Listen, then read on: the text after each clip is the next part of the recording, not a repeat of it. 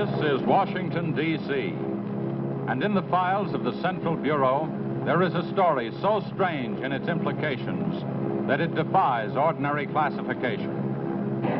It is the story of a handful of people who, in the course of one desperate night, held back a wave of panic and pandemonium. It began after sundown, time 7:15, as Flight A Coast Patrol from Travis Field was returning to base, when the nightly Air Force transport pointed north toward Japan via the Great Circle route. While at sea, the Navy and Coast Guard maintained their usual round-the-clock vigil. And from the equator to the Arctic, the radar network swept the skies with eyes that never sleep. Time 7:19. An unidentified object was picked up 200 miles southwest of Point Barrow, Alaska. 7:27. Unidentified object confirmed at Fairbanks, Alaska. Heading south-southeast, 170 degrees.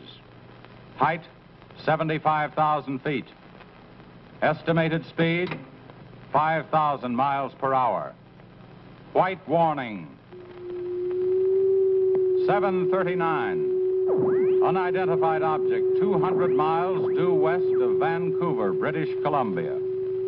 Course 170 degrees. Height 60,000 feet. Estimated speed down to 3,600 miles per hour. Yellow warning. 7:54. First interceptor flight airborne. Point of interception, 80 miles due west of San Francisco, California. 7:55. Unidentified object past point of interception. Red warning. 8:11. Morro Bay, California. Height, 50,000 feet. Estimated speed, 2,000 miles per hour. 8:15. Santa Monica, California. Height, 10,000 feet. Speed, 1,200 miles per hour. 8:18. All traces of unidentified object gone. Red warning lifted. By 8:25 at the Los Angeles branch of the Communications Commission, reports of strong interference with radio and television reception began to pour in from the beach area. The monitors went to work immediately. Mobile units were ordered to converge on the vicinity of the disturbance. Pinpoint direction finding devices began to trace the trouble to its source.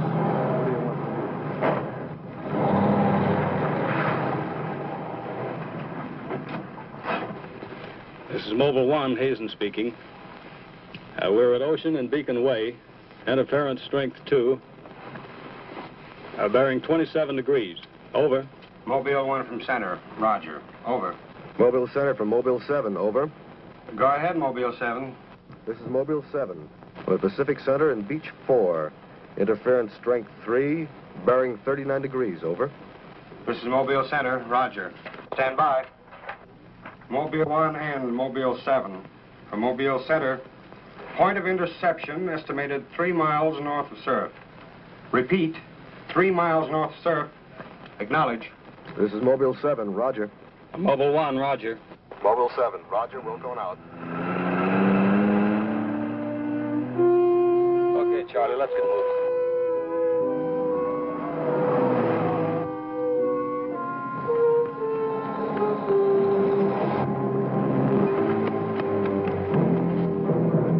Yes, what is it? Take me to a phone quick. I need an ambulance. What's the matter? My husband and Pete out there in the picnic grounds just above the beach. They've been hurt. Well, this is a communications car. I'll phone it in from here. I'm Mobile 1 to Central, over. Did you make that out, Charlie? Not a word. I'm Mobile 1 to Central. I can't reach you. Repeat. Well, they must be getting us all right. I'm Mobile 1 to Central. Have an ambulance sent to beach at surf. Emergency. 2 men hurt. Acknowledge. Roger and out. I'm sure they'll be here soon now. Tell us what happened. Oh, this man, he just kept coming at us. It was awful. Who? I don't know. He was wearing a suit like a diver. Hurry, please. They're hurt. Charlie, you better wait here. I'll go down and take a look.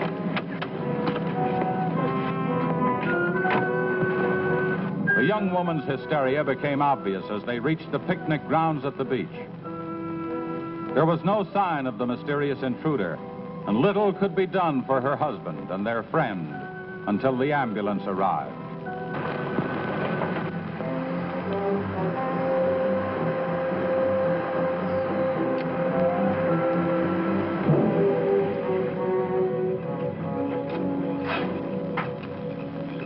Hi, fellas. How are you doing? We're just taking another reading now. What happened down there? The police took the girl and one of the guys to the station. What about the other one? Well, he's on the way to the morgue. That was her husband. You're right on the button, Charlie. 44.7. Report back to Central if you find anything else. All right. Charlie, grab that portable and check the beach, will you? Got it right here. I'll pick you up right here in about an hour. Where are you going? Police asked me to drop by the station and sign a report. I'll see you later. If you don't, you know where to look for the body.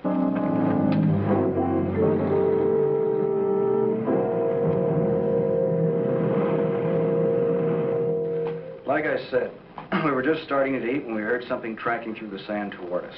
I looked up and couldn't see anything. Then Betty screamed. At what? I thought you couldn't see anything. At first we couldn't. Then this guy started toward us. What kind of a guy? How should I know? He was wearing some kind of a helmet over his head. He could have been a deep-sea diver or anything. All right. After you saw this diver, what happened? Well, we jumped up. Ed, that was Betty's husband, yelled at him to stop, but he just kept coming. I never saw anything like it. He didn't say anything. He just kept moving in. And then you say he attacked you. Well, we didn't give him a chance. Ed grabbed a piece of wood and took a swing at him. That didn't stop him. He caught the end. That's all I remember. Just because a man's taking a walk, there's no reason to slug him. Besides, you don't look like a guy who frightens so easy. How would you feel if somebody with a crazy helmet with pipes sticking out of it came at you in the dark? And look, I know this sounds crazy, but there wasn't any head in that helmet. No head. No head at all. It's the truth. I think you need some coffee. I don't want anything. It's all the same to you, Lieutenant. I've got to pick up one of my men at the beach. Okay, thanks for coming down, Hazen. Hope I didn't put you out. No trouble. So long. You too. All right, let's start at the beginning. How well did you know the dead man? And his wife? Betty and I went to school together. I knew Ed a year. How long were they married? About a year. Wasn't her husband a little older than she? I don't know. But you said you and Mrs. Evans went to school together. And you never discussed anything personal with her? She did mention he was older, yes. How much? 15, 20 years. What difference does that make? That wasn't too hard now, was it? Where do you live? 629 and a half East Palm Court. Why? That's where the Evans live, isn't it? Yeah, I board with them. You do, huh? Now, Mrs. Evans is a good-looking woman. What are you trying to say?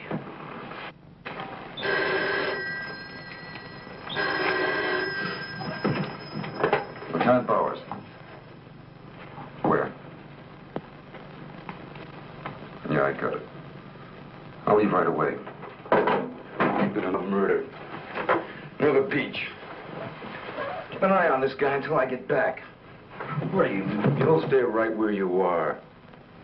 At least until Mrs. Evans feels well enough to talk. What do you want from her? Oh, I just want to see if your story checks with hers. After all, you went to school together, remember?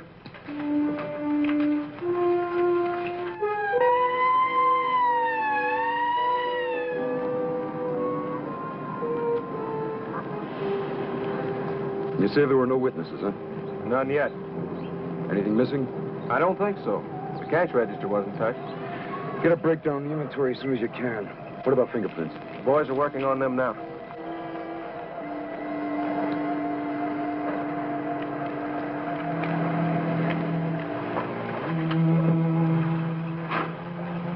I'm late. What kept you so long? The lieutenant asked me to hang around a while. Well, what's the score? It looks like one of those things. Pretty girl, older husband, young boarder.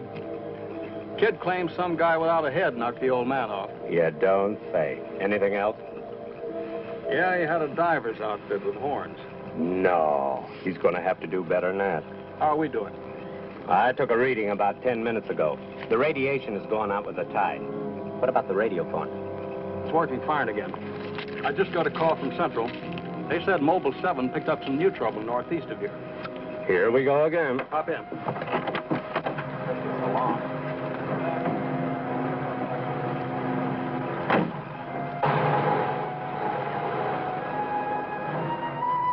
Who reported this murder? There he is there. He lives next door. His name's George Nelson. Hey, Mr. Nelson. Yes, sir. Come here, will you? I'm Lieutenant Bowers, homicide. You found this buddy? That's right. He must have just locked up for the night when this happened. How do you know that? Well, he usually does around this time. What were you doing here? I was sitting home watching the fights on TV, and all of a sudden the thing started acting up. What has that got to do with it? Well, you don't know this set. You know, it wouldn't work at all when I came home to supper. Then all of a sudden it cleared up fine. So I thought, well, I'll get set to look at the fights again, and all of a sudden out it goes again. So I thought maybe the battery station down here was overcharging the circuit, and so I came down to take a look, that's all. Hey, don't you ever quit work? What's up this time? Another murder? What are you doing here, Hazen? Same as before. Still trying to track down that signal interference. Say, does that stuff work on TV, too? Well, it has been for hours. What'd I tell you? What's the matter? Seems to set one on the blink. Well, at least we know we're on the right track. How'd you make out with that boarder? You're still sticking to a story. The guy had no head. Well, I'll be seeing you. So long. Right. Come on, Charlie.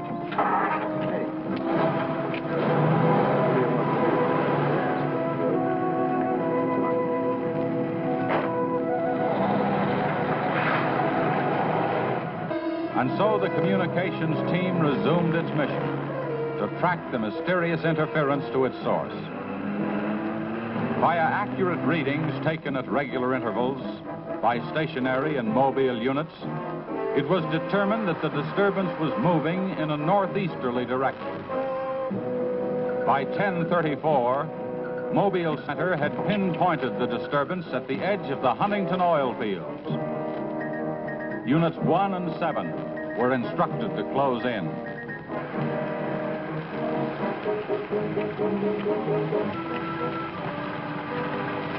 Hey, Charlie, do you see what I see? Yeah, the oil field. Let's hope our trouble's burning up. Well, there's only one way to find out.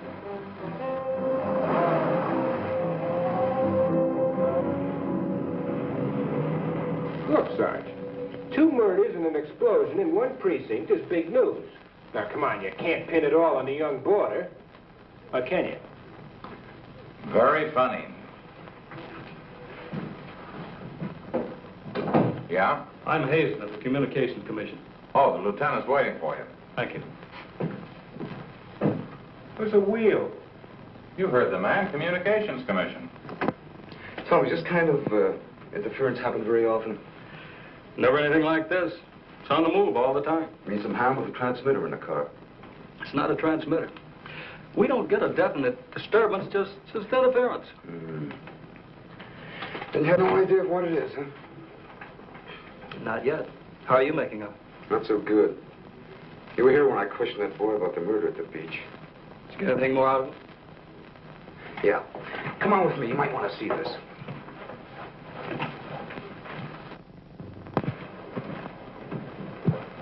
Ah, I see you're just about done.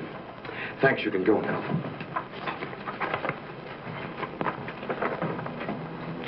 Are you sure this is what the man looks like? What do you say, Betty? Well, just about, only I think the tubes were a little lower down. And you still insist there was no head inside the helmet? I'm positive there wasn't. What about you? Well, it was dark. I couldn't swear to it. Thanks, that'll be all. You mean we can go now? Yeah, for the time being. Just stick close to home. I may want to see you again tomorrow. We'll be there. Come on, Betty. Kind of changed your mind about those two, haven't you? Yeah, I guess I have. Hey, look, bring in the old man, will you? Don't tell me you believe this story about this whatever it is. I know it sounds as phony as it ever did. But, oh, sit down, will you please? You're the watchman at the Huntington oil fields? Oh, yes, sir. I've been with the company for over 22 years, sir. Yeah. Will you tell Mr. Hazen here exactly what happened? Well, sir, like I said before, I was just closing the gate for the night when I saw this fella coming up. I was never so scared in my life. Yes, go on. Well, it wasn't the man so much as the suit he was wearing. Well, he wouldn't stop when I hollered at him. He just pushed his way right in through the gate and walked right up to the tank. Now, you carry a gun? Did you try to stop him? Well, he was much too close to the tank. I was afraid to shoot. So I thought I might call for help. And just as I got to the shack, the tank blew up. Oh, you should see the sight. Yeah, sir, can you give us a description of this man? How would you say he was dressed? Well, sir, like I said before, he wore a sort of flyer's not outfit with a helmet attached to it. How tall was he? Oh, he was a giant of a man. And he had tubes sticking out of that thing, that helmet he wore. Can you tell us what his face looked like? Well, sir, though he got pretty close to me, I could swear the man had no face. Now, if you saw this man again, would you recognize him? I mean by his outfit. Oh, I'll never forget that sight if I live to be 100, sir. Would you say this is the man? Wait, sure, that's him. Thank you very much. You may go now. All right, sir. Thank you. Well, Hazen, what do you say now? Beats me. The descriptions check all right. This could be some kind of flying suit. High altitude equipment. Yeah, that's what I've been thinking. Well, how do you explain that stuff about the missing head? No, we can discount that. These people were frightened. It was night. Nobody really took a close look at it. I guess you're right. But whoever he is, that outfit doesn't look like one of ours. Of course, he could have been dropped by parachute. You mean sabotage? We're checking. I think we better wire a report to Washington, see what they say. Oh, you can use our teletype. Altabo's the only place to be on the lookout for something unusual. Hey, wait a minute. What about the press? Oh, I don't think they know too much now. We better keep it that way for a while at least, till we find out whether our friend is still around here. Well, if he is, I think we can find him for you. My hunch is that he's carrying something around that's causing all this disturbance, whether he knows it or not.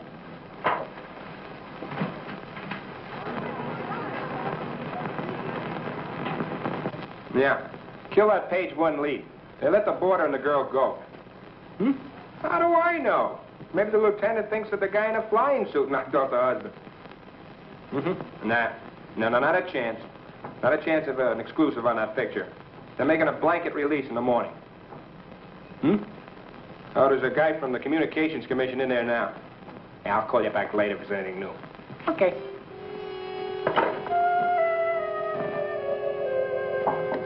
Come in. Sorry to interrupt you, Lieutenant. Yeah, what is it, Jim? There's a teletype cam for you. Oh, thanks, Jim. We're waiting for it. That was fast. Well, here's our answer. Looks like they never sleep in Washington.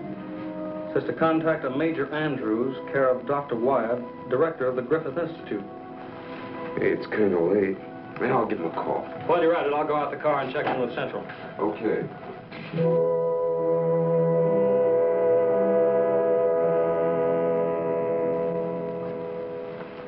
Well, that's the story up till now. We got in touch with Washington. They told us to contact you here. Very interesting. What do you think, Doctor? When I see something like this, I understand why you gentlemen might have thought sabotage was involved. Lieutenant, are you sure there were no traces of this saboteur, this X-man, found after the explosion in the oil field? Fire department went over every inch of the area. Didn't come up with a thing. Well, then there's a strong possibility that he might have perished in the explosion itself. I doubt that. We're pretty well convinced this man is carrying something that's responsible for all the signal interference. According to the last report I got, there was a definite disturbance about 3 miles east of the oil fields, sometime after the explosion. Well, then if he's alive, you should be able to keep an accurate check of his whereabouts. Not that easy. As a matter of fact, we lost contact about 3/4 of an hour ago. Maybe he realized you were trailing him and got rid of whatever he had that was causing the disturbance. In that case, there's nothing much my department can do to help you. I guess it's up to us. Unless you have some suggestions. Well, let me think out loud for a minute. It might just be that what we've been talking about so far, and this phantom, as we'll call him, ties in with what the doctor and I have been discussing. That is very possible. I don't know whether you know it or not, but somewhere around 7:30 this evening, our radar networks picked up an unidentified object off Point Barrow, Alaska. They traced it clear down to Santa Monica before they lost it. Santa Monica? That's where we first picked up our radio interference. Yeah, right at the scene of the murder. Well, then, if all these things tally up, we've got some idea of how our man got here. You mean that he came in some plane? In that case, somebody would have seen it land and take off again. Or did it crash? No. No, we don't think it was a plane. No rocket or jet that has been built so far can attain the speeds of 5,000 miles an hour, particularly for such a great distance. And maybe we're on the wrong track altogether. Couldn't your unidentified object have been a meteor? They travel at a terrific speed. Yes, fast enough for most of them to burn themselves out the moment they hit the Earth's atmosphere. And did it occur to you that meteors are not very likely to travel horizontally, all the way from the North Pole to California? Well, if it wasn't a meteor, or a flying missile of some type, how do you figure this phantom ties in? We're not sure that he does.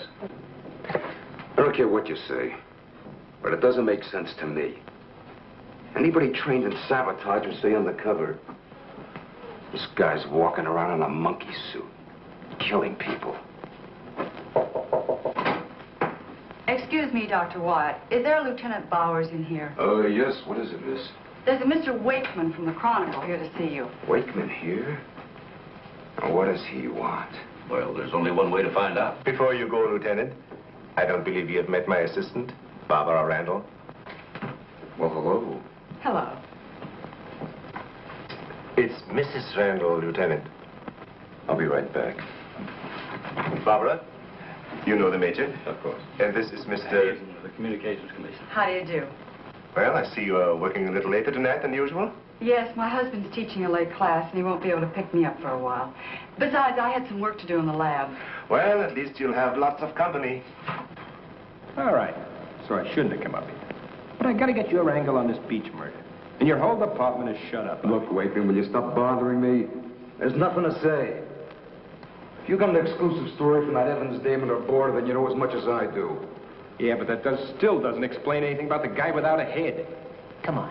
Who is he? Your guess is as good as mine. You mean you let those two kids go without knowing that? I don't buy it. Well, I did. Well, then you must have an awful good reason. I bet you're trying to tie it in with that other murder. All right, Lieutenant. Don't tell me. I'll get my story somehow. Oh, if you want to know how things turn out, read the Chronicle in the morning. That's right. Now get in touch with Charlie in Mobile 1 and have him call for me here. Okay, honey. Well, did you come up with anything? No, we're just briefing Barbara here. It's just amazing the way you've been able to put these things together. Don't kid yourself, Mrs. Randall. It seems the press knows as much about it as we do. Well, let's hope they don't come to the same conclusions. A few lurid headlines, and every fool in the country will be seeing phantoms in spacesuits and men from Mars all over the place. Yes, I can imagine. And mass hysteria is difficult to check once it gets started. That's why we've got to move fast. Well, from the looks of things, I guess it's up to me. I'll be in touch with you as soon as I hear anything. See you. By 12:30 a.m., the dragnet was in operation. Mobile units patrolled the streets and countryside.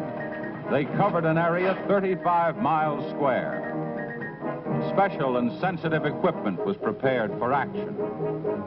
Everyone on the job was ready to move on the first signal from the Communications Commission.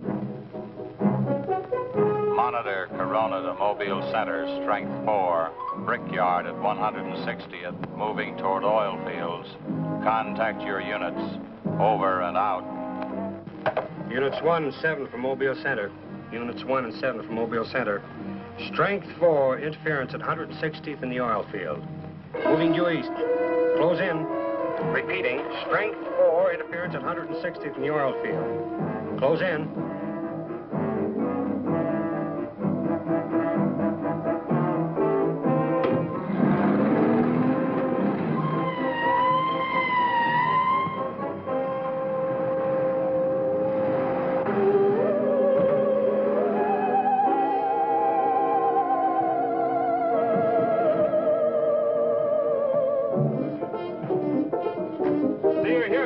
just got here, trying to set this up.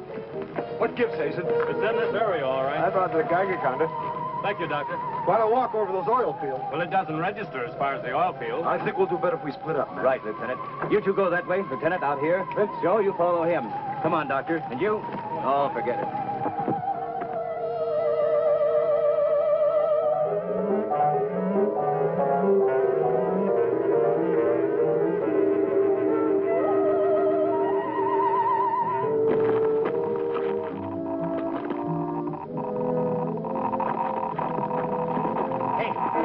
Look at this. Yeah, points this way. Hey, Joe. Joe.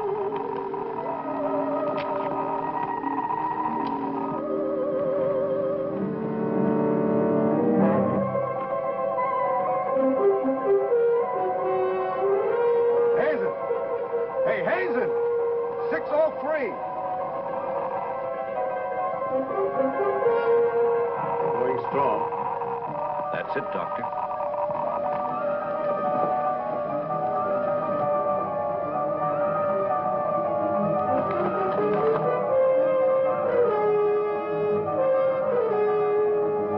It's leading this way. Come on.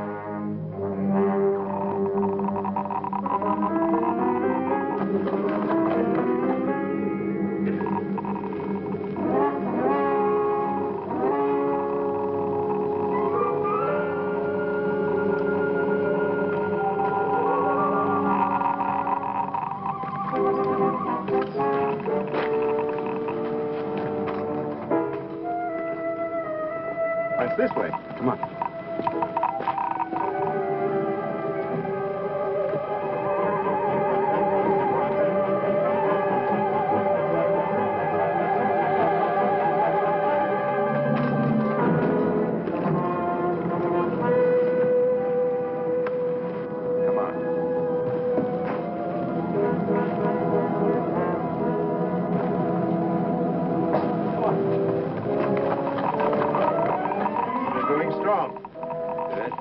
That's right. Checks with me. Sure does. He's here. We saw him. There he goes. Come on! Fritz. Gotta be around here somewhere. Yeah, we gotta get on the roof. Fritz, go get a ladder. Look out! Let's cut him off! Come on. Around here.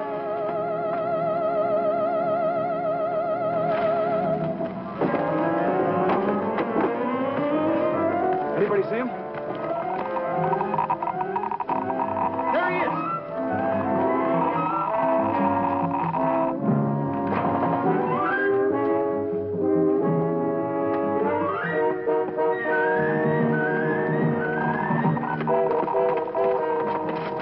Cut him now. We'll give you 10 seconds to come out of there, starting now. 1, 2, 3, 4, 5, 6, 7, 8, 9, 10. We're going in. Couple of you guys cover the door. Come on.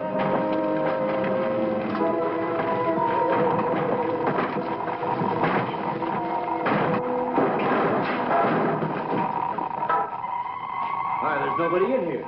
Possible. We saw him come in. Maybe he went out of the window. We won't get very far. Don't touch anything till we check for fingerprints. Oh, Doctor, over here. He left his suit and his helmet. Hey, let's spread that thing out so I can get a good shot of it. Keep away, you fool. What's the matter? For your information, that's a Geiger counter, and it says hands off. I think you'd better wait outside. I just have a job to do. So do we. And I'm afraid ours will have to come first. And there's no radiation from the helmet. But look at this. So that's what's been causing all this trouble. Charlie, you know where we can pick up a lead-lined box in a hurry? Well, Mobile 7 should have one. They're right outside. I'll take a look. Hurry it up, will you? Unbelievable. Now, we all thought that this phantom might be carrying some device which was causing all the signal interference. But you'll learn that it's due to the very clothes on his body. That's not the only thing that bothers me. Did any of you get a good look at his face? Not me. He's too far away. Well, I did. Unless I'm mistaken, that helmet was empty. Hey, where am I going to put this stuff? Oh, put it in Dr. Wyatt's station. Yeah, we take it back to the Institute. Right. Find out anything? No. No, that's all right. You can handle that.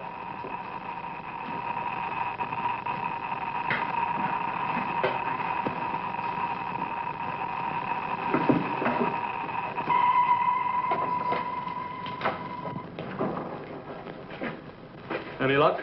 Not a sign of him. The boys are still searching the grounds. For what? Nobody knows what he looks like without that outfit.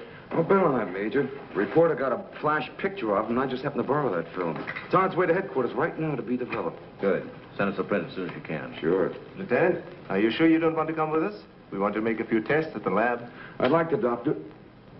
But you know the situation. I gotta get that guy. Let me know how you make out, will you? Yeah, we'll do that, sure.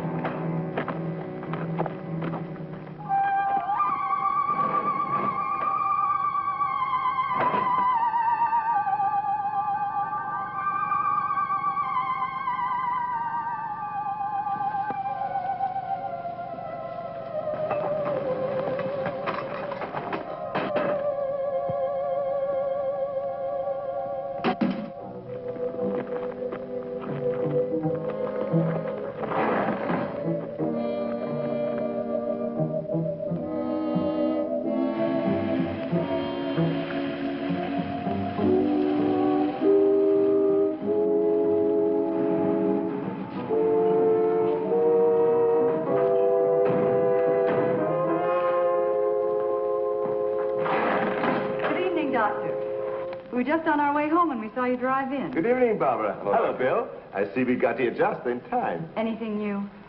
Lots of excitement, but that's all. Major, you know Barbara's husband? Oh, of course. How are you? How are you?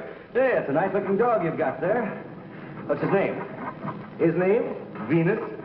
Say, Bill, I hate to ask this, but something important has come up, and I wonder, can we borrow Barbara for about an hour or so? I suppose so. Of course. Darling, why don't you go and do the shopping? Here's the list. The market's open all evening. I may as well. See you later, Daly. I'll take the dog and tie her up. Thank you, Bill. Good night. Good night. I'll give you a hand with it. Oh, thanks, Doc. Easy now. Look out for your fingers. All right. Look out now. Don't drop it. Venus, come back here! Venus, come back here!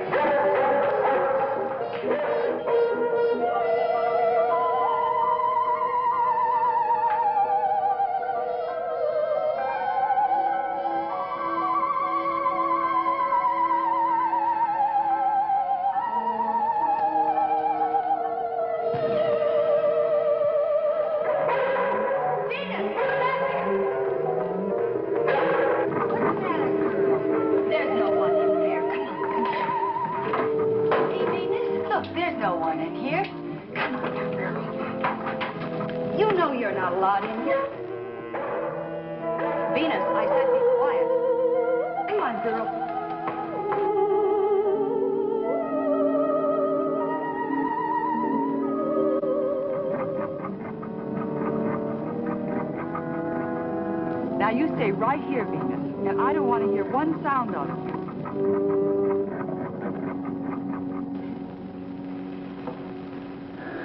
You were right, Doctor. There are no fingerprints anywhere. What's all this? Hey, don't touch anything. You better put some gloves on. Our friend, Mr. X, left this suit at the oil refinery. You mean you were that close to him and you didn't catch him? I'm afraid so. That's up to the police now. Hand me those shears. I want to cut off this material to work with it.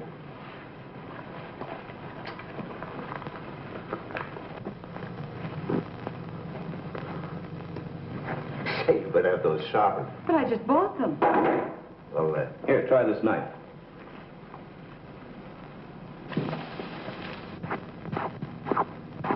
That still won't cut. Let me try.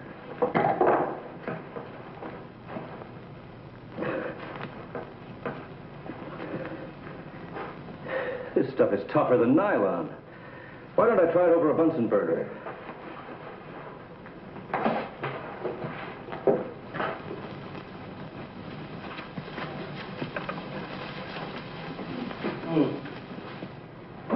Hey, doesn't burn either. Let's take a look at it under the microscope. Look, it's magnetic. Magnetic? Here, look. Radioactive. And apparently indestructible. Thank you.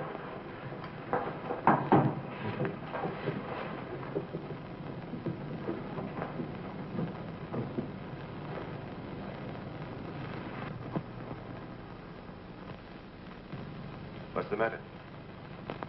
You tell me. Take a look at that weed.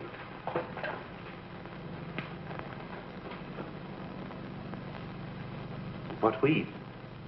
There is none. This material is one solid mass. May I see it?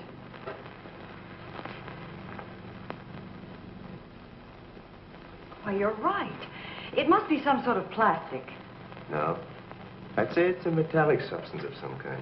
Well, I've seen a lot of interesting alloys, but never anything like this. Let's try an acid test. All right.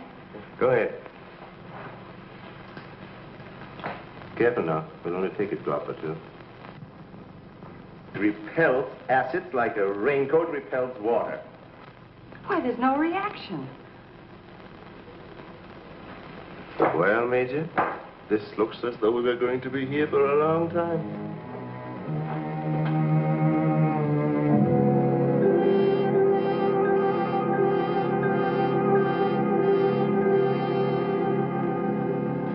Now we have it. The helmet is not radioactive. The suit is. There is no doubt. This spacesuit is conditioned to function above 63,000 feet, where human blood would boil, resulting in the body expanding to twice its size. And death, of course. I know. And it must withstand pressure and counterpressure. Also, it must be so supercharged it can function in thin atmosphere. Now, let's see what it is that is left in this breathing apparatus. Well, how are you doing? The gas from the helmet tank breaks down to 11% methane. Ordinary marsh gas? What's the rest of the formula? No, that's where I'm stuck. I can't figure it out. It just doesn't respond to any of the usual tests. Well, how could anyone exist on that combination of gases? You and I couldn't.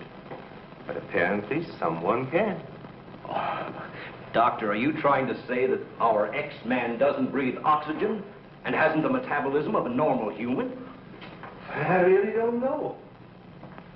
From what we've seen, he has some physical characteristics which make him appear human. But added to them is this fabulous radioactivity that none of us could stand. I am puzzled.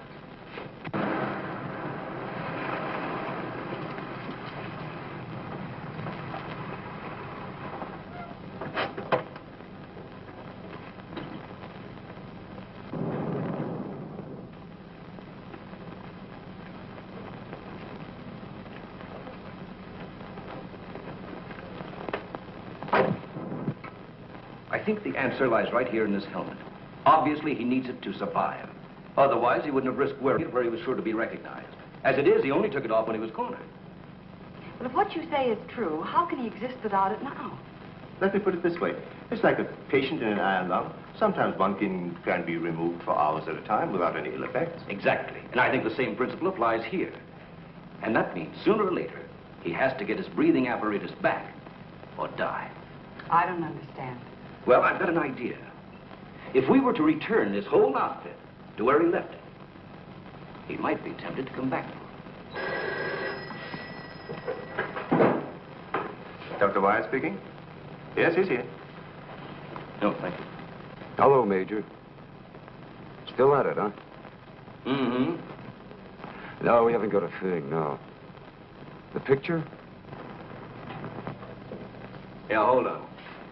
He says the picture the reporter took of our man didn't come out. I was afraid of something like that. The radioactivity must have burned the emulsion. Hello. No. No, we didn't find any fingerprints at all in his clothes. Did you find any? Oh, too bad. Hello? Will you wait there, please? We don't know what to make of this either. Have you heard from the communication boys yet? Well, let's hope they turn up with something. Major, excuse me. Hold on a second. Yes? It's Mr. Wakeman of the Chronicle. He insists upon seeing you. He does? Where is he? I told him to wait in the lobby. Good. Hello? And it's our friend from the press is here.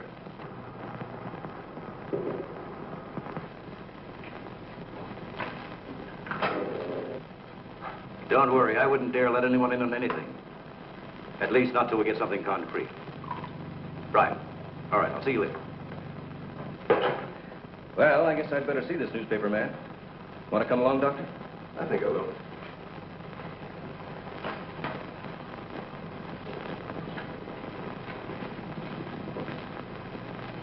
Oh, hello. Remember me?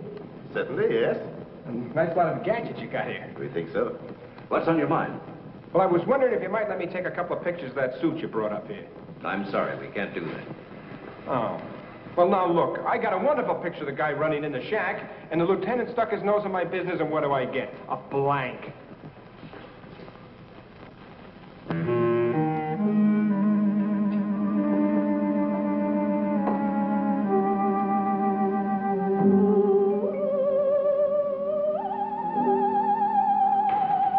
Is that you, Doctor?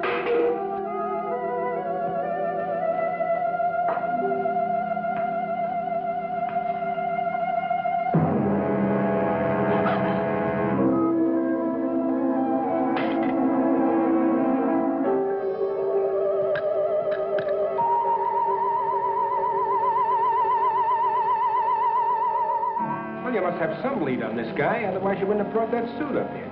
Well, let's just say we were curious.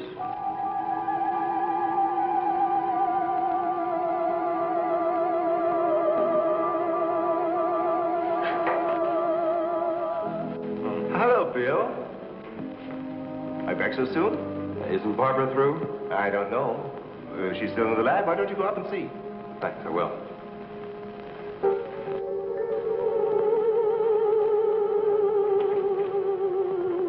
Barbara?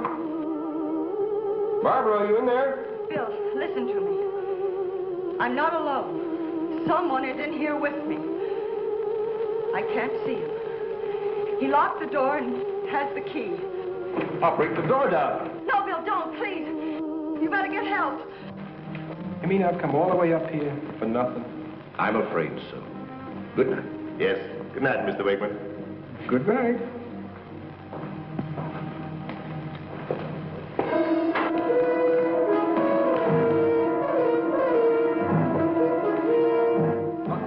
Major, come quick. What's the matter? What's the matter? Where's Barbara? In the lab. The door's locked and there's someone in there with her.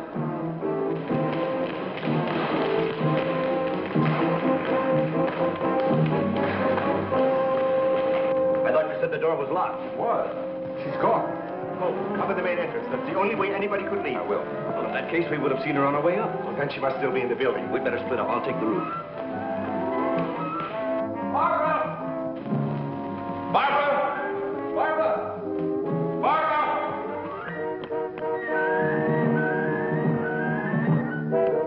Barbara! Barbara! Where are you? Barbara!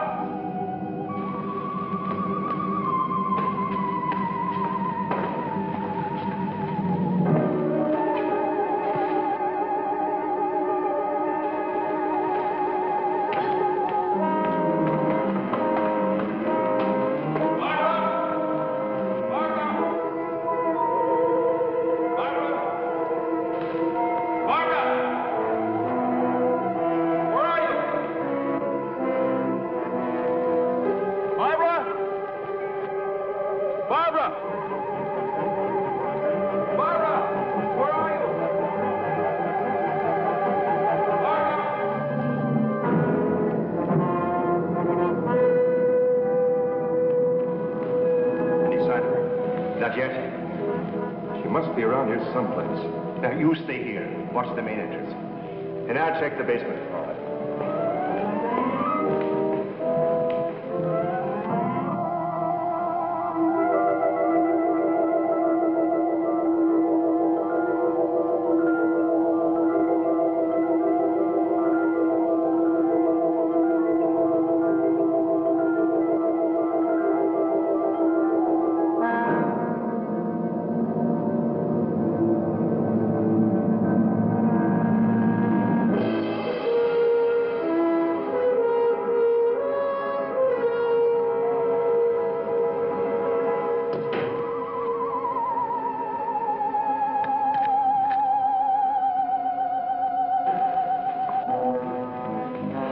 not up there. Where's the doctor? He went down to the basement. Here he comes. You didn't find her? No. I'd better call the police. But there's no telling what could happen to her in the meantime. Now, take it easy. We're doing the best we can. But she said she was locked in, and she couldn't see who did it. Can you explain that? No. Not yet.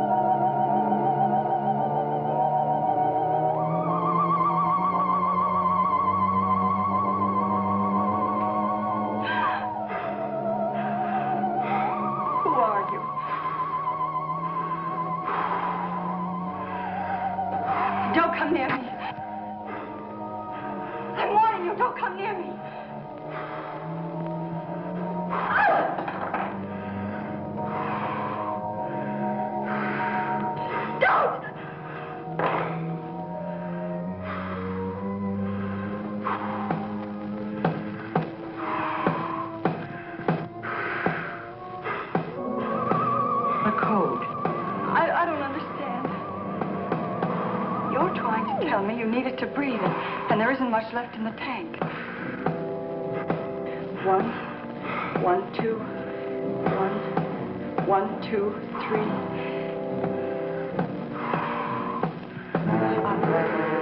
I'll write it down.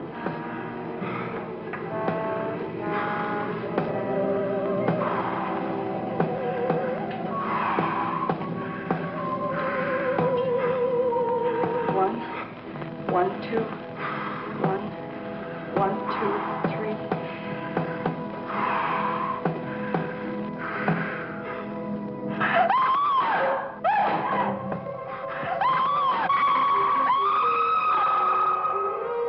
In the lab.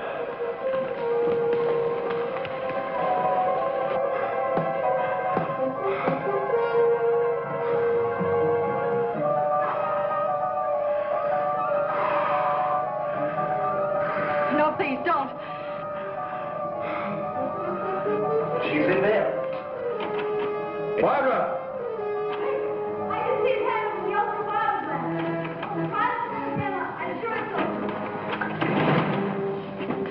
Darling, are you all right? I think so. I'm looking for him. I just saw him, so he must be in here.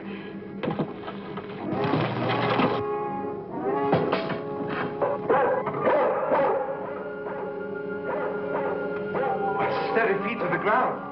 He would be killed. I'd better go.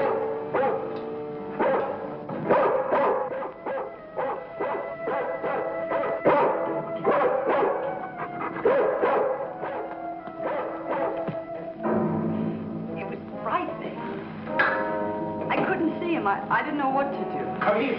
Quick. Disintegrating. This is amazing.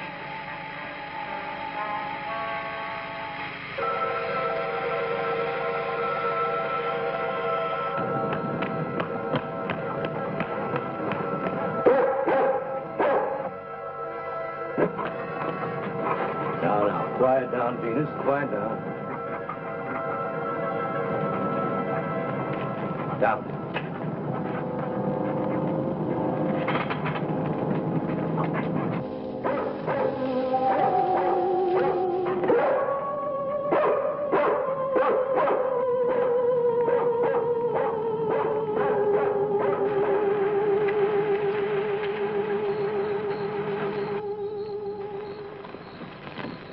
Mobile Center from Mobile 1, come in, please. This is Mobile Center. Go ahead. Get hold of Major Andrews or Dr. Wyatt at the Institute. I want to talk to either one of them. I will do. Stand by, Mobile 1. Dr. Wyatt speaking. Oh, yes, Mr. Hazen. Yes, we're still at it. Lots and lots of excitement, but nothing definite yet. Have you anything to say? The trouble seems to be just about gone. We get a flash in the direction of the observatory once in a while, but I figure that's because of the outfit you're testing. Yes. Lieutenant Bowers ought to be here any minute. Of course. How long will it take you to get up here? Good. See you then.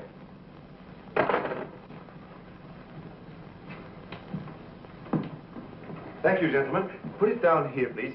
Barbara, putting that cord in over there. Now you're going to see... I have to resort to ultraviolet light in order to show you what little there is left of the spacesuit.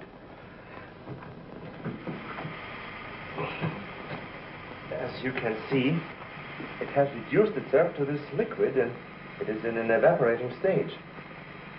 The helmet is in the lab and still intact.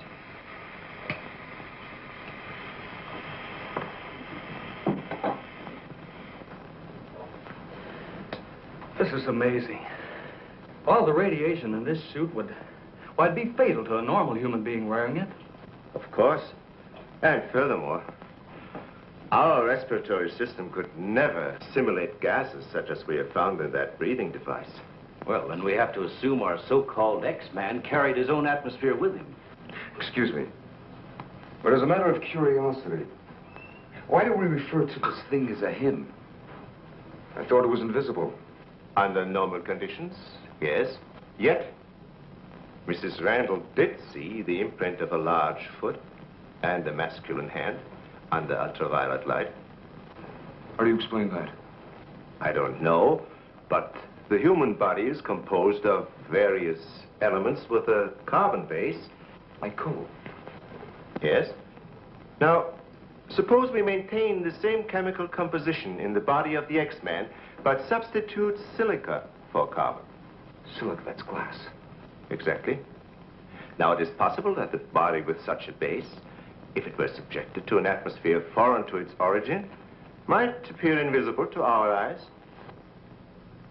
Are you trying to say, Doctor, that we're not dealing with a human being? I didn't say that. On the contrary, all the evidence points in the opposite direction. Toward a superhuman with an intelligence far superior to our own. How can you tell?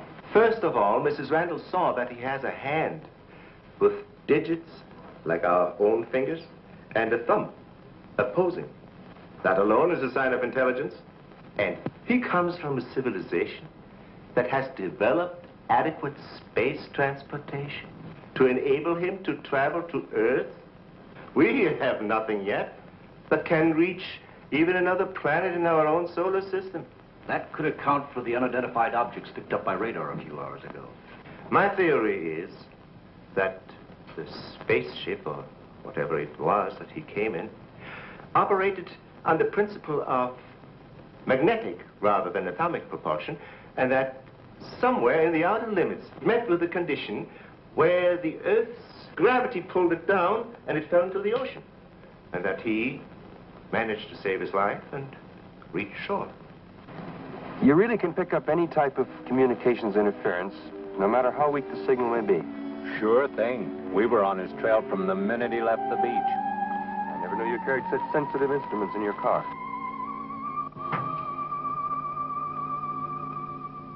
What you told us is very interesting, Doctor. But I've got to make an official report to headquarters. Are you willing to be quoted that the criminal we're after is a creature from another world?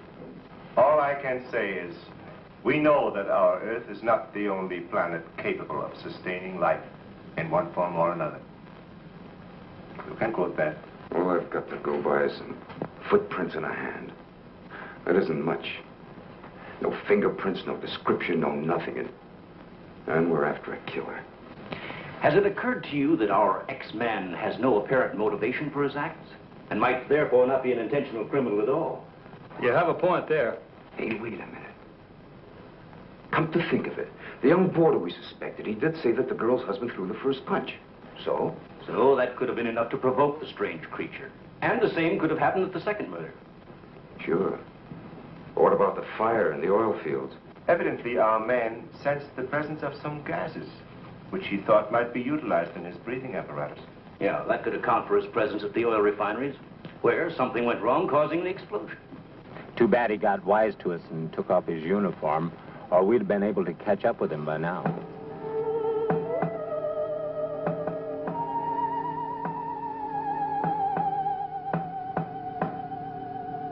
No, he didn't utter a word. But I'm convinced he was trying to convey a message to me. He kept tapping out a code. I wrote it down. Let me see that, please.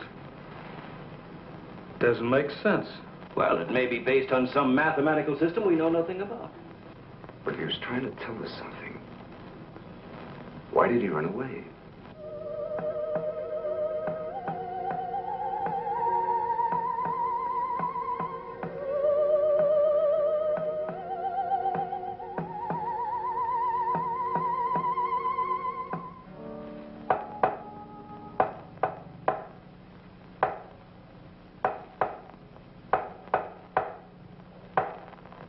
What do you think of that? Hell, Hazen must be crazy sending out stuff like that. I guess so. Why don't you try and get a hold of him?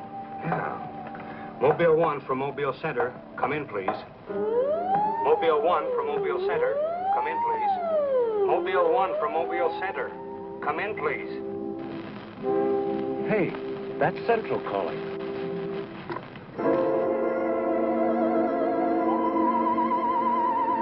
You better stay here by the car. I'll go tell Hazen.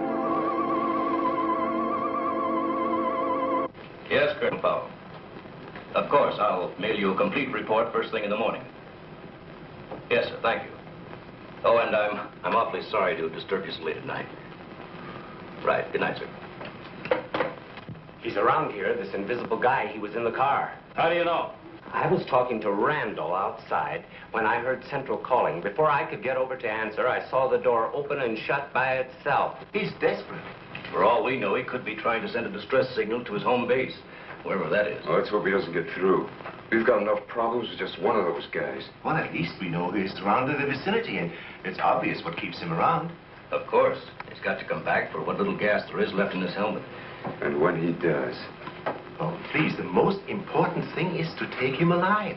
If we can only make each other understand, there's no telling how much science can profit. I'll go along with that, Doctor. But I've got to make sure that once he's cornered, I'll be able to hang on to him. I think we're all agreed on that. All right, good, then we must see it from his angle. He's in an alien world. No doubt we are as frightening to him as he is to us. Now, the most important thing, then, is to keep calm at all costs and do nothing to provoke him. Immediately, a simple plan to trap the Phantom went into operation. All obstacles to his entry were removed. To erase any possible suspicion, the doors were left unguarded, and inconspicuous electric eye equipment was set up. All this was connected to a makeshift control board, which would immediately signal the exact location of the trespasser. Now, there was nothing to do but wait. The one road leading to the Institute was blocked off to make certain no outsider would upset the plans or interfere in any way. What's the big idea? Sorry, nobody's allowed through here.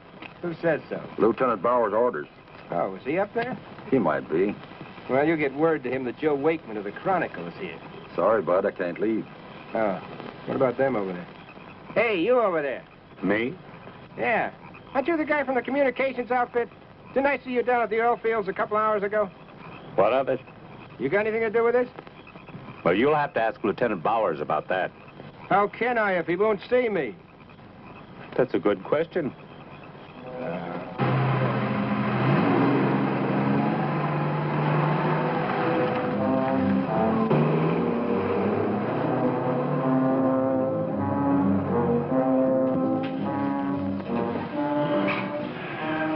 Well, it's 3:45. Sure taking his time.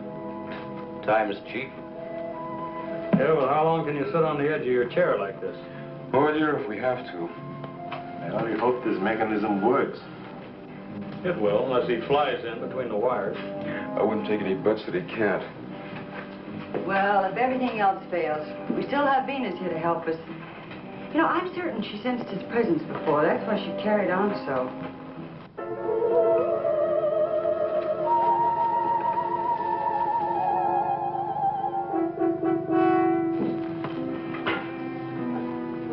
What's the matter, Lieutenant? Is this thing getting you? Oh, no. I'm just thinking about public reaction to all this. I'll give something to the press by morning.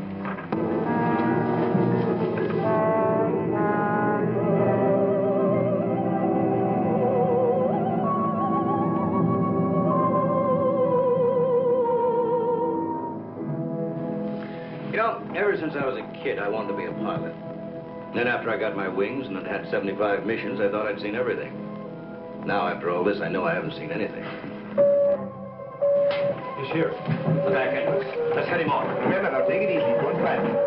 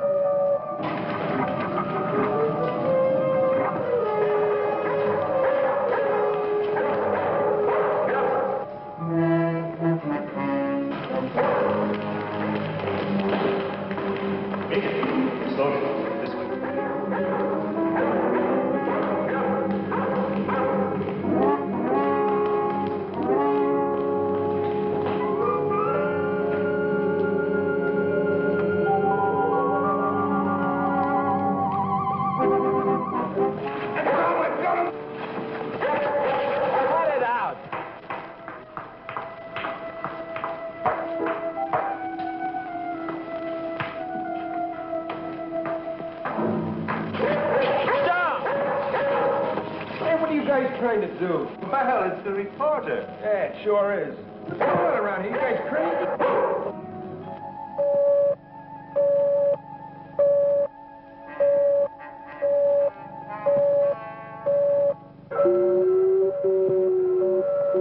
How'd you get in here? Oh, that don't make any difference. Come on, what's up? What's going on?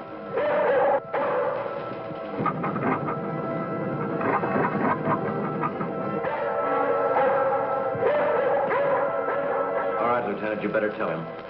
I'll reset the wires.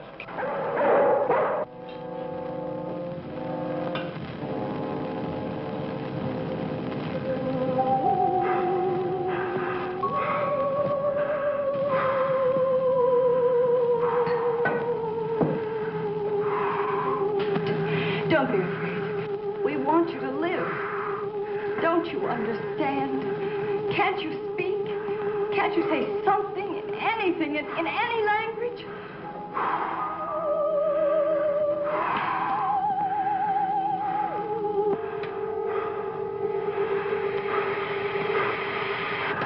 Listen, everybody. He's in the lab with me now. He's in the lab with me now. Venus, be quiet. The door is unlocked. Hurry. He's having trouble breathing. I don't think he can last much longer. And please, don't let Venus get at him. And walk in quietly. Quiet, Venus.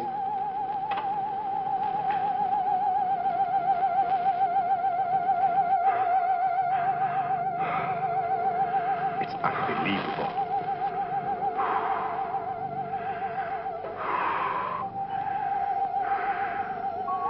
You see, there's nothing to be afraid of. Nobody wants to hurt you. I've tried to reason with him. I feel he understands, but he can't speak. Wait a minute. I'll try his code. I think I remember it right.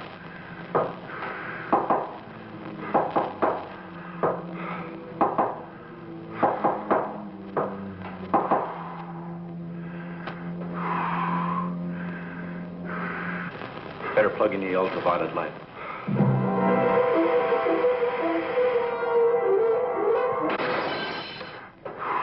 Oh, you scared him.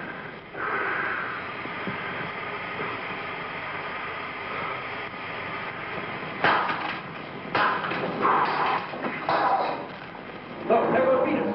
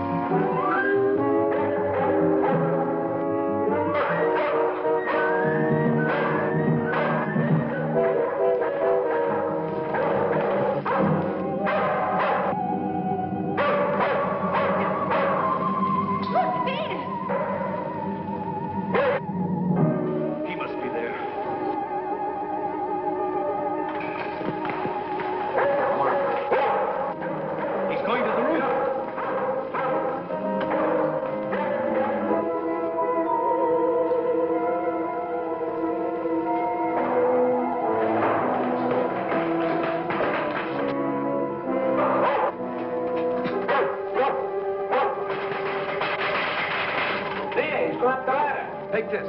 I'm going after you.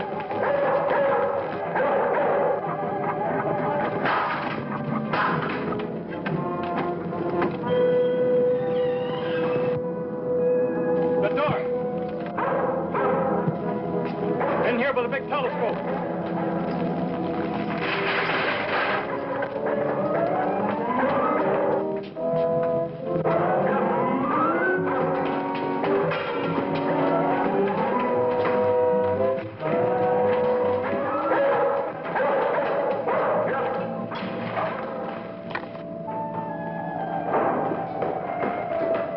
Close the dome. The switch is over there.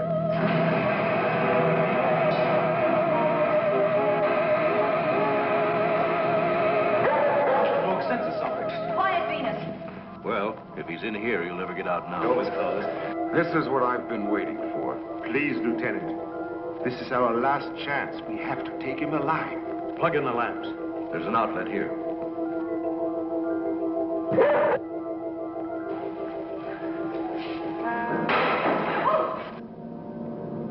He must be up there.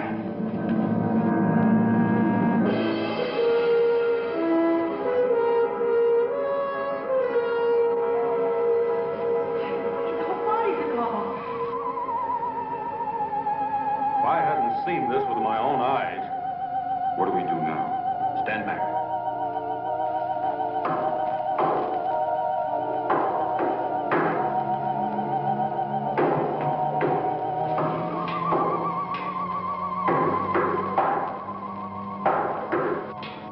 Amazing.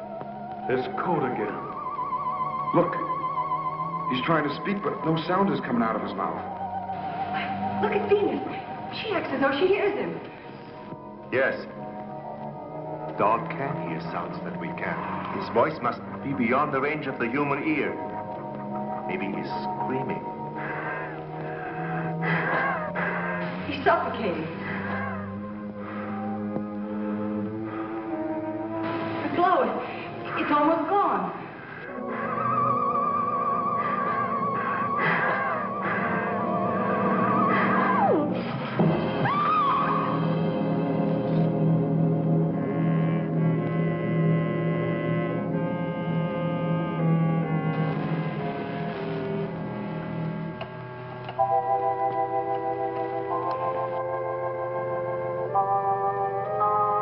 We won't need these lights anymore. In death, he has become visible as a normal body.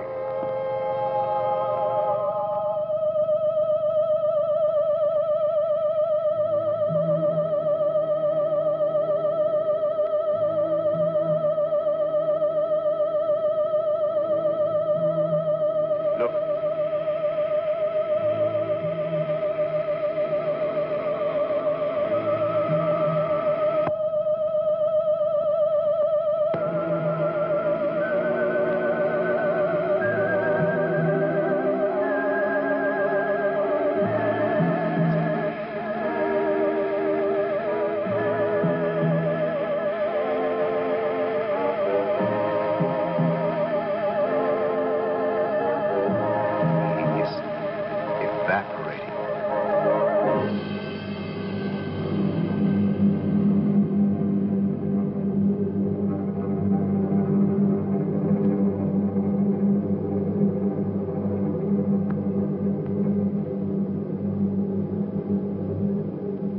So he came here, wherever from, and right before our eyes, his body went through the final phases of life.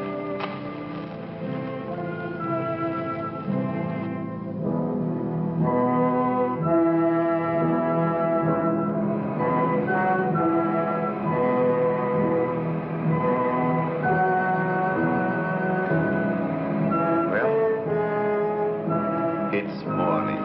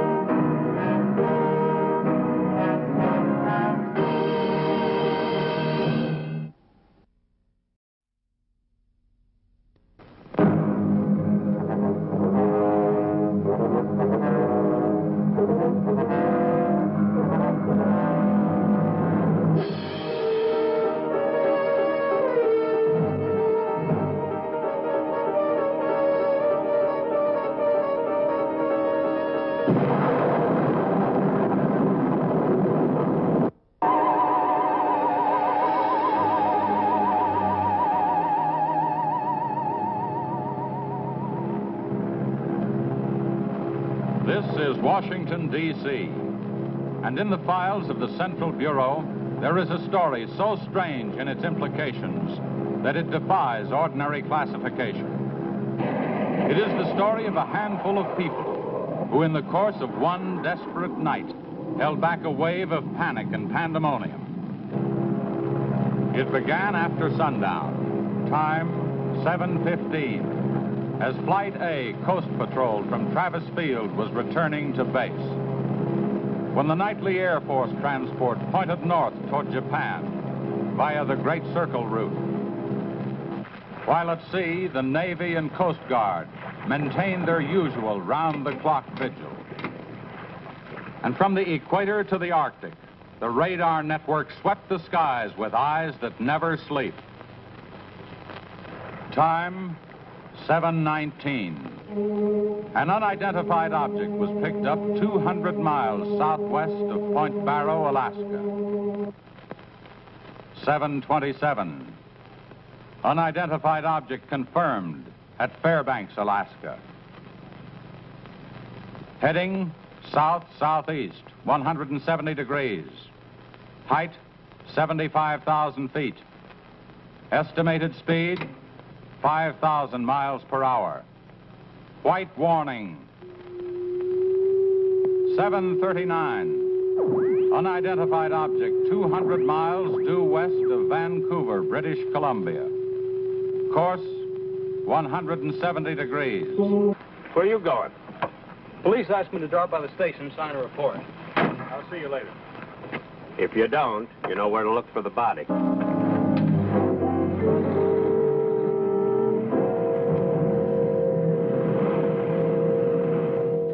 Like I said, we were just starting to eat when we heard something tracking through the sand toward us. I looked up and couldn't see anything. Then Betty screamed. At what? I thought you couldn't see anything. At first we couldn't.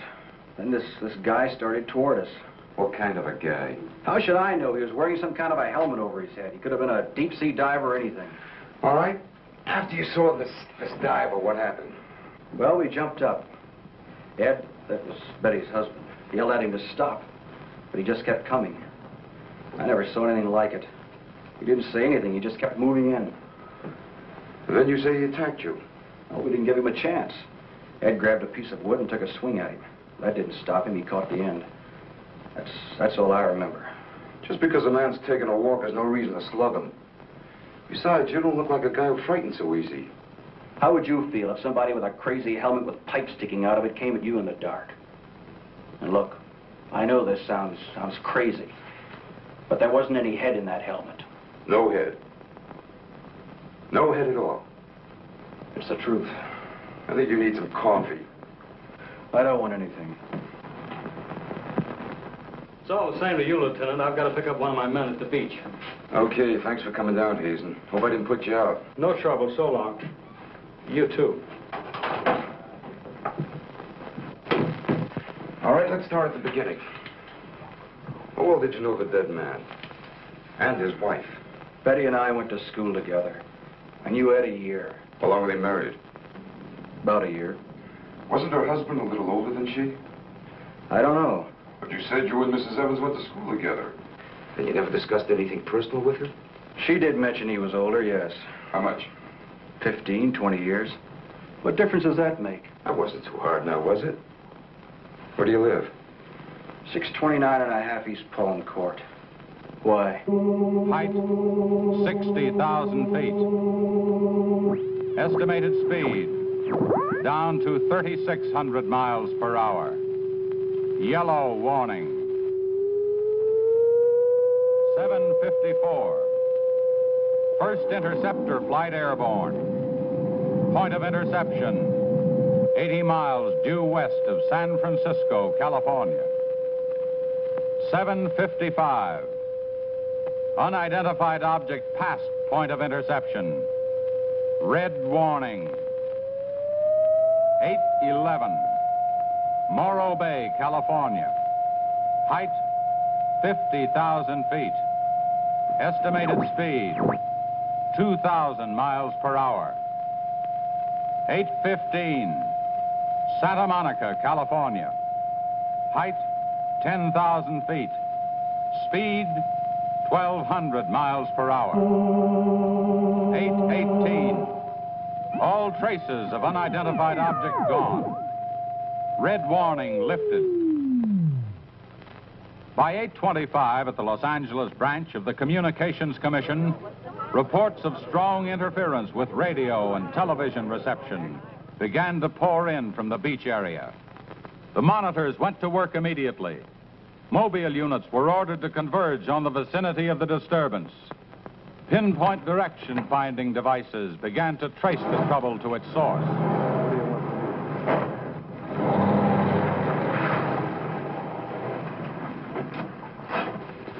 This is Mobile 1, Hazen speaking.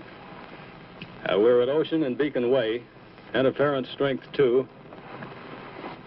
Bearing 27 degrees. Over. Mobile 1 from center. Roger. Over. Mobile Center from Mobile 7. Over. Go ahead, Mobile 7. This is Mobile 7. With Pacific Center and Beach 4. Interference strength 3. Bearing 39 degrees. Over. This is Mobile Center. Roger. Stand by. Mobile 1 and Mobile 7. For Mobile Center, point of interception estimated 3. That's where the Evans live, isn't it? Yeah, I board with them. You do, huh? Now, Mrs. Evans is a good-looking woman. What are you trying to say?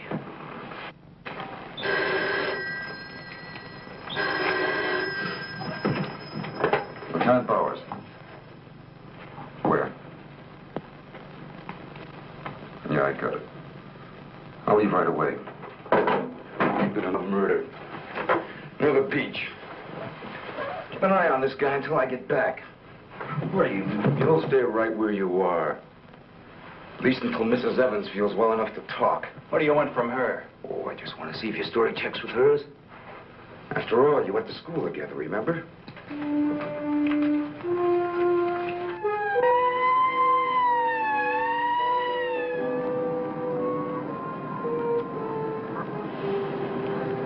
You say there were no witnesses, huh? None yet. Anything missing? I don't think so. The cash register wasn't touched. Get a breakdown of the inventory as soon as you can. What about fingerprints? The boys are working on them now.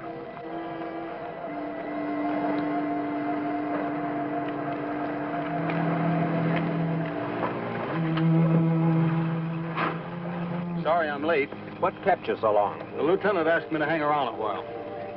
Well, what's the score? Looks like one of those things.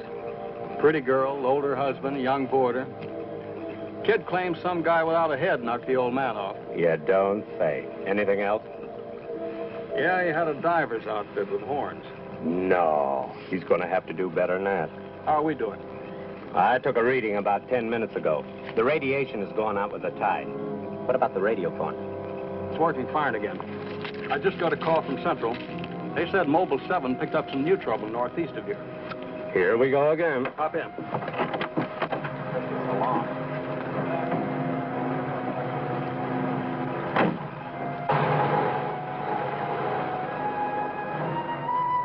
Who reported this murder? There he is there. He lives next door. His name's George. 3 miles north of Surf. Repeat, 3 miles north of Surf. Acknowledge. This is Mobile 7. Roger. Mobile 1, Roger. Mobile 7. Roger. We're going out. Okay, Charlie, let's get moving.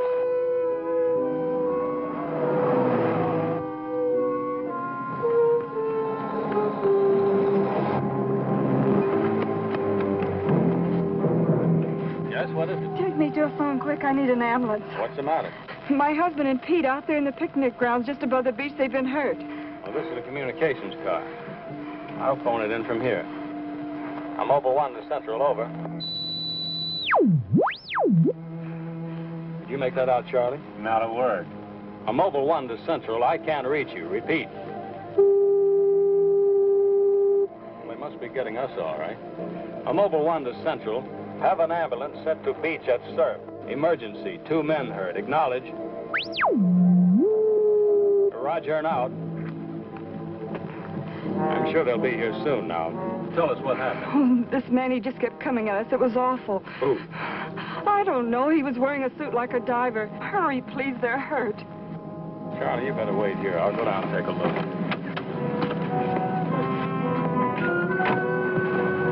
The young woman's hysteria became obvious as they reached the picnic grounds at the beach.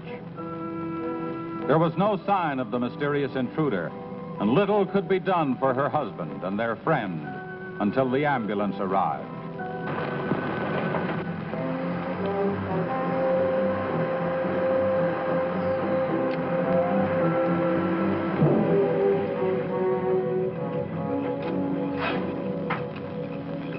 Hi, fellas. How are you doing? We're just taking another reading now. What happened down there? The police took the girl and one of the guys to the station. What about the other one? Well, he's on the way to the morgue. That was her husband. You're right on the button, Charlie. 44.7. Report back to Central if you find anything else. All right. Charlie, grab that portable and check the beach, will you? Got it right here. I'll pick you up right here in about an hour.